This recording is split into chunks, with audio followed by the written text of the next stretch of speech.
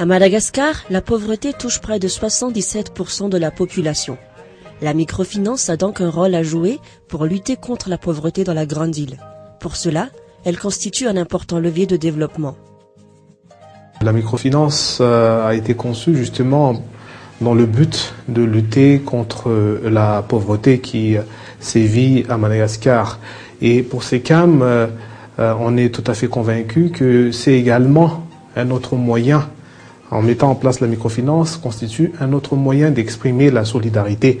La solidarité, justement cette solidarité financière vis-à-vis des populations exclues du système financier classique.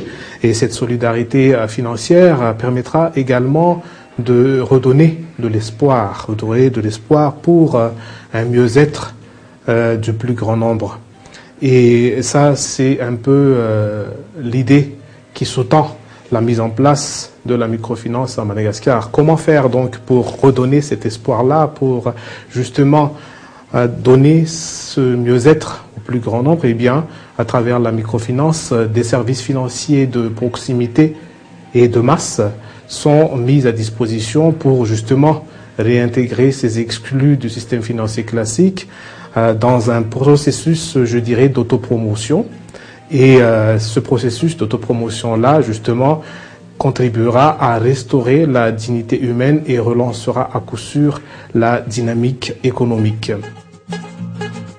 La microfinance constitue quand même un levier important de développement et on a connu un certain engouement depuis à peu près une quinzaine d'années.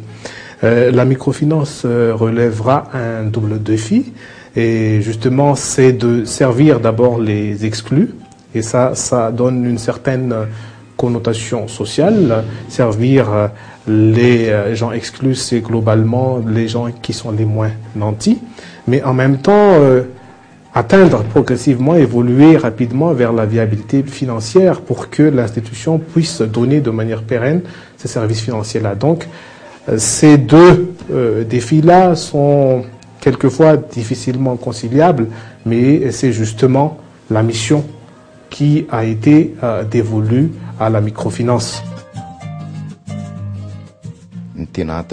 La principale raison qui a motivé la création du réseau SECAM, c'est la constatation d'une forte demande de services financiers offerts par les banques.